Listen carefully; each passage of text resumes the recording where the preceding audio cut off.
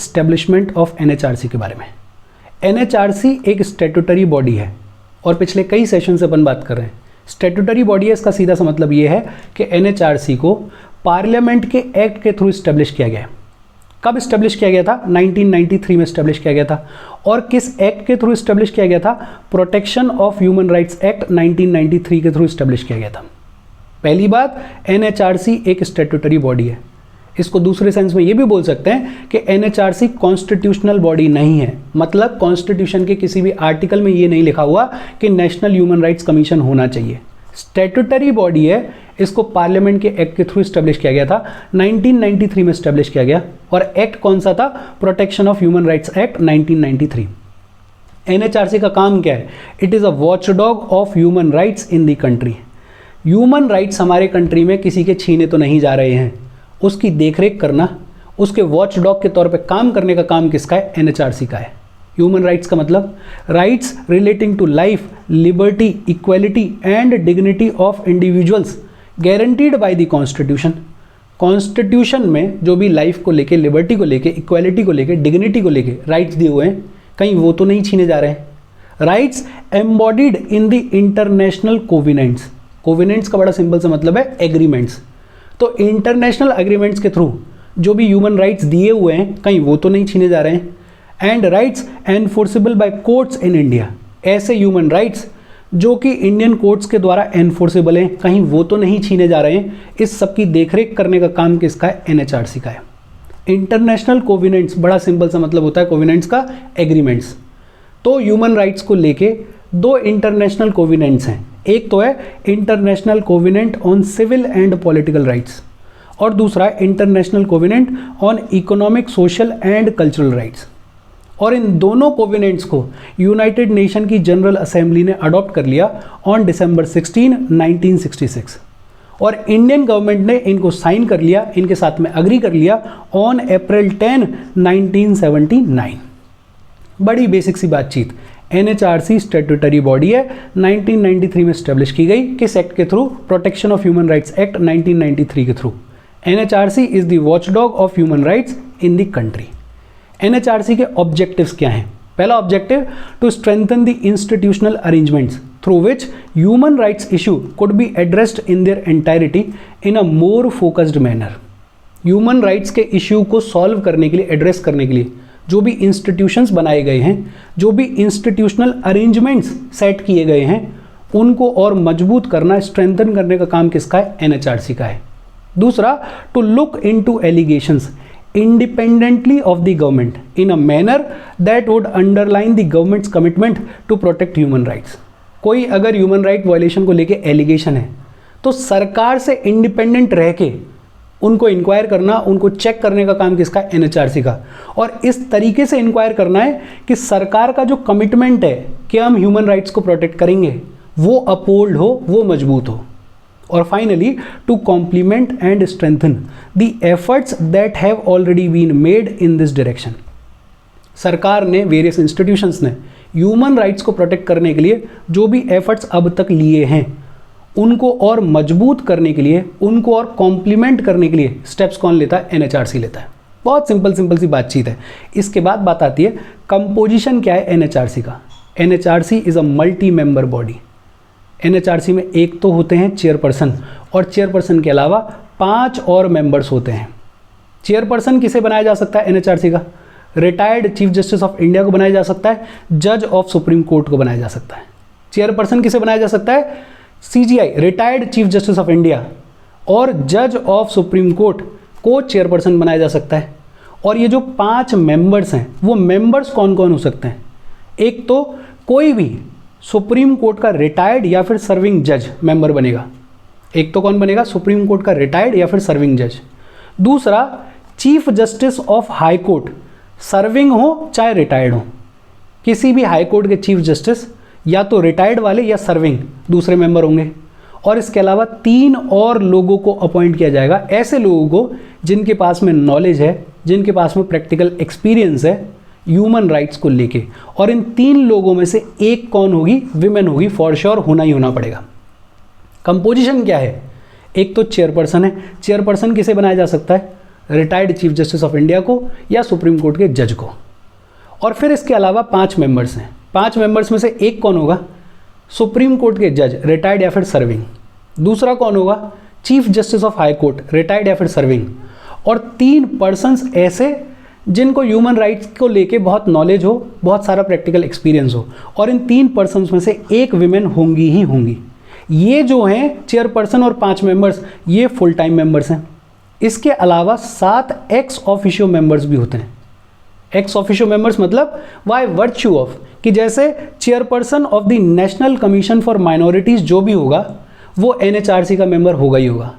फिर इसके अलावा नेशनल कमीशन फॉर SCs का जो चेयरपर्सन होगा, नेशनल कमीशन फॉर STs का जो चेयरपर्सन होगा, नेशनल कमीशन फॉर विमेन का जो चेयरपर्सन होगा, national commission for backward classes का जो चेयरपर्सन होगा, national commission for protection of child rights का जो चेयरपर्सन होगा, वो सब इसके एक्स ऑफिशियो मेंबर्स हैं। इसके अलावा chief commissioner for persons with disabilities वो भी इसके एक्स ऑफिशियो मेंबर होते हैं।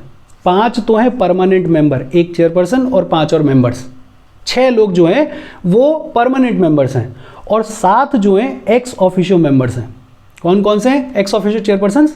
एक तो chairperson of national commission for minorities, national commission for SCs, national commission for STs, national commission for women, national commission for backward classes, national commission for protection of child rights और इसके अलावा chief commissioner for persons with disabilities. ये 7 ex officio members हैं। Composition बड़ा simple है। अच्छा, chairperson से members हैं, ये जो फुल टाइम है, जो परमानेंट मेंबर्स हैं, इनको अपॉइंट कैसे किया जाता है? इनको अपॉइंट करते हैं प्रेसिडेंट। कौन अपॉइंट करता है? प्रेसिडेंट अपॉइंट करते हैं NHRC के चेयरपर्सन को और मेंबर्स को। लेकिन प्रेसिडेंट अपनी इच्छा से नहीं करते हैं, प्रेसिडेंट करते हैं on the recommendation of a 6 member committee. 6 member की कमेटी जो है वो नाम रिकमेंड करती है प्रेसिडेंट को और प्रेसिडेंट उन नाम में से अपॉइंट करते हैं चेयरपर्सन को और मेंबर्स को। ये जो 6 मेंबर की कमेटी है इसके प्राइम मिनिस्टर होते हैं हेड। कौन हेड होता है? Prime minister. इसके अलावा स्पीकर ऑफ लोकसभा इसके पार्ट होते हैं, डेप्यूटी चेयरमैन ऑफ राज्यसभा इसका पार्ट होते हैं, leader of opposition in both houses of parliament, Lok Sabha और राज्यसभा में जो भी लीडर ऑफ अपोजिशन है वो इसका पार्ट होते हैं और सेंट्रल होम मिनिस्टर इसका पार्ट होते हैं। हो गए 6 लोग।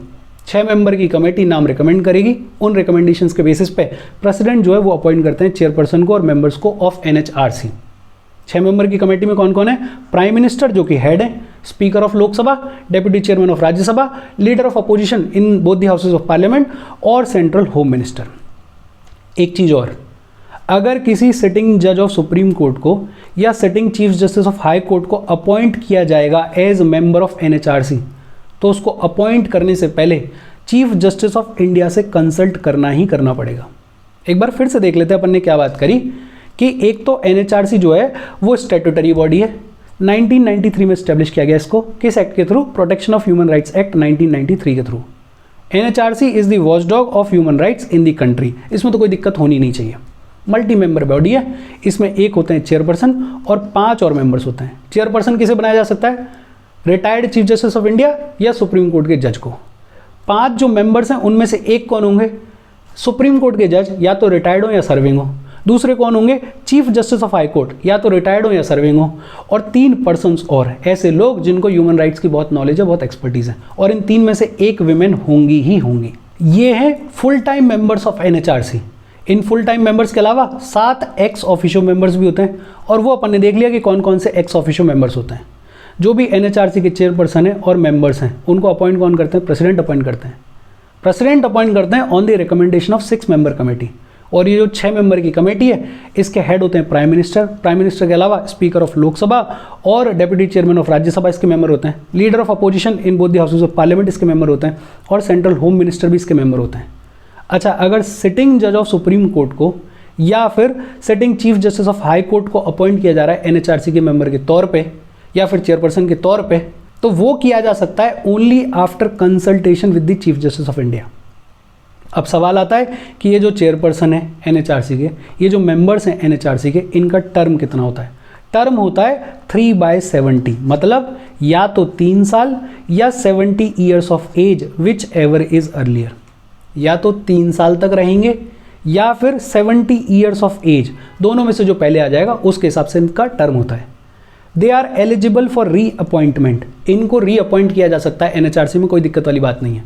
बट इनका टेन्योर खत्म होने के बाद they are not eligible for further employment under central or a state government. Reappoint किया जा सकता है एनएचआरसी में, लेकिन जब टेन्योर खत्म हो जाएगा तो किसी और जगह पे सेंट्रल गवर्नमेंट या स्टेट गवर्नमेंट इनको फर्दर एम्प्लॉयमेंट के लिए अपॉइंट नहीं कर सकती है। They are not eligible. Reappointment के लिए एलिजिबल हैं, ये ध्यान रखा जाए। टर्म कितना है? 3/70, 3 साल या फिर 70 ईयर्स ऑफ एज, जो भी पहले हो, विच एवर इज अर्लियर, उसके हिसाब से इनका टर्म होता है।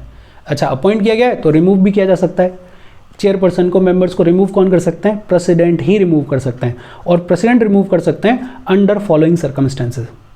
कौन कौन से सिनेरियोज हैं जब चेयरपर्सन को या मेंबर्स ऑफ एनएचआरसी को रिमूव किया जा सकता है बाय द प्रेसिडेंट? एक तो व्हेन ही और शी इज एडजस्ड एज इंसॉल्वेंट, कि दिवाला घोषित कर दिया गया, बैंकरप्ट घोषित कर दिया गया, तो प्रेसिडेंट रिमूव कर सकते हैं। या फिर engages during his term of office in any paid employment outside duties of his office, कि भाई एनएचआरसी का मेंबर है, चेयरपर्सन है, और साथ ही साथ एनएचआरसी के बाहर किसी दूसरे जॉब में भी, पेड एम्प्लॉयमेंट में भी एंगेज्ड है, तो भी हटाया जा सकता है। Unfit to continue in office by reason of infirmity of mind और बॉडी, कि मानसिक तौर पे या फिजिकल कुछ ऐसा हो गया है जिसके तौर पे ऐसा लगता है कि ये आदमी अपने ऑफिस में कंटिन्यू करने के लिए अनफिट है, तो भी हटाया जा सकता है। Of unsound mind and stand so declared by a competent court, court ये कह रहा है कि साहब इसकी तो बुद्धि खराब हो गई है, अनसाउंड माइंड का आदमी है ये, तो उसको भी रिमूव किया जा सकता है। या फिर कन्विक्टेड और sentenced to imprisonment for an offence, किसी एनएचआरसी के चेयरपर्सन ने, मेंबर ने कोई ऑफेंस किया और उस ऑफेंस के लिए उसको जेल हो गई, सजा हो गई, तो भी उसको रिमूव किया जा सकता है। रिमूव कौन करेंगे? प्रेसिडेंट करेंगे। कौन कौन से ग्राउंड्स हैं? एक तो दिवाला घोषित कर दिया गया है, एक फिर अपने ऑफिस के बाहर किसी पेड एम्प्लॉयमेंट में इंगेज्ड है, या फिर माइंड के बेसिस पे या फिर बॉडी के बेसिस पे अनफिट डिक्लेयर कर दिया गया ऑफिस में कंटिन्यू करने के लिए, अनसाउंड माइंड का है और कॉम्पिटेंट कोर्ट ने ये कह दिया कि हाँ साहब इसका तो दिमाग खराब है, तो भी हटाया जा सकता है। और किसी ऑफेंस के लिए अगर कोर्ट ने कन्विक्ट कर दिया, सेंटेंस कर दिया, जेल सुना दी है, तो भी हटा दिया जाएगा, कोई दिक्कत वाली बात नहीं है। इसके अलावा president can also remove the chairperson और the members on the ground of proved misbehaviour और इनकैपेसिटी। ये ग्राउंड्स तो हैं ही, इसके अलावा प्रूव्ड मिसबिहेवियर और इनकैपेसिटी के ग्राउंड्स पे भी प्रेसिडेंट अगर चाहें तो रिमूव कर सकते हैं। लेकिन प्रूव्ड मिसबिहेवियर के केस में, इनकैपेसिटी के केस में, पहले जो केस है वो प्रेसिडेंट रेफर करेंगे सुप्रीम कोर्ट को for an inquiry. Supreme court को रेफर किया जाएगा इंक्वायरी करने के लिए, और सुप्रीम कोर्ट इंक्वायरी करने के बाद अगर ये कहता है कि हाँ साहब रिमूवल के जो ग्राउंड्स हैं वो ठीक हैं, सुप्रीम कोर्ट कहता है कि हाँ साहब इसको हटा दिया जाए, तो फिर प्रेसिडेंट अगर चाहें तो रिमूव कर सकते हैं। यहाँ तो डायरेक्टली कर सकते हैं, यहाँ तो कोई दिक्कत वाली बात है ही नहीं। प्रूव्ड मिसबिहेवियर और इनकैपेसिटी के केस में प्रेसिडेंट जो है पहले मैटर को रेफर करेंगे सुप्रीम कोर्ट को इंक्वायरी करने के लिए। इंक्वायरी करने के बाद अगर सुप्रीम कोर्ट ये कहता है कि हाँ साहब ठीक है इसको रिमूव किया जा सकता है, तो प्रेसिडेंट उसको रिमूव कर देंगे, कोई दिक्कत वाली बात नहीं है। ये जो भी चेयरपर्सन्स हैं, ये जो भी मेंबर्स हैं, इनको कितनी सैलरी मिलेगी, इनको क्या अलाउंसेस मिलेंगे, इनकी सर्विस कंडीशंस क्या रहेंगी, वो सब कौन डिटरमाइन करता है? सेंट्रल गवर्नमेंट डिटरमाइन करती है। तो ये ध्यान रखना कि अब तक जो भी अपन ने पढ़ा कि अपॉइंट कौन कर रहा है? अपॉइंट कर रहे हैं प्रेसिडेंट। फिर रिमूव कौन कर रहा है? रिमूव कर रहे हैं प्रेसिडेंट। लेकिन जब सैलरी की बात आती है, अलाउंसेस की बात आती है, सर्विस कंडीशंस की बात आती है, तो वो डिटरमाइन कौन करता है? सेंट्रल गवर्नमेंट डिटरमाइन करती है। और service conditions can not be varied to his or her disadvantage after his or her appointment. किसी को एनएचआरसी का चेयरपर्सन या मेंबर अपॉइंट कर दिया गया है, तो जो भी सर्विस कंडीशंस हैं उनको वेरी नहीं किया जा सकता टू देयर डिसएडवांटेज। और ये सारी चीज़ें क्यों की जा रही हैं कि भाई साहब वेरी नहीं की जा सकती, जितनी सैलरी है उतनी रखी जाएगी, अलाउंसेस वैसे ही रखे जाएंगे, डिसएडवांटेज के लिए वेरी नहीं किए जाएंगे। ये क्यों किया जा रहा है? ताकि ऑटोनॉमी इंश्योर की जा सके, ताकि इंडिपेंडेंस इंश्योर किया जा सके, ताकि इम्पार्शियलिटी इंश्योर की जा सके एनएचआरसी की। ऐसा ना हो कि सरकार के दबाव में आके या किसी अथॉरिटी के दबाव में आके एनएचआरसी अपने काम को ढंग से परफॉर्म ना करे। बेसिक सी बातचीत है। इसके बाद बात आती है फंक्शंस ऑफ एनएचआरसी के बारे में। फंक्शंस क्या है नेशनल ह्यूमन राइट्स कमीशन के? एक तो कोई पब्लिक सर्वेंट है, वो कोई ह्यूमन राइट को वायलेट कर रहा है या कोई ह्यूमन राइट वायलेट हो रहा था और उस वायलेशन को प्रिवेंट करने के लिए, रोकने के लिए अपनी ड्यूटी को फुलफिल नहीं कर रहा है, तो ऐसे केसेस में इंक्वायरी करने का काम किसका है? एनएचआरसी का है। और ऐसे केसेस में एनएचआरसी इंक्वायरी सुओ मोटो भी कर सकती है, खुद से कर सकती है, या फिर कोई पेटिशन फाइल करे उसके सामने तो उस पेटिशन के बेसिस पे कर सकती है, या कोर्ट ऑर्डर इशू करके बोले तो उस कोर्ट ऑर्डर के बेसिस पे भी इंक्वायरी कर सकती है। इसमें जो इंपॉर्टेंट चीज़ है वो है सुओ मोटो, मतलब एनएचआरसी ह्यूमन राइट्स वायलेशन के केसेस में इंक्वायरी खुद से भी कर सकती है, कोई दिक्कत वाली बात नहीं है। दूसरा, to intervene in any proceeding involving allegation of violation of human rights pending before a court. Court में कोई केस चल रहा है जिसमें ह्यूमन राइट्स का वायलेशन किया गया है, तो एनएचआरसी अपने लेवल पे इंक्वायरी कर सकती है, कोई दिक्कत वाली बात नहीं है।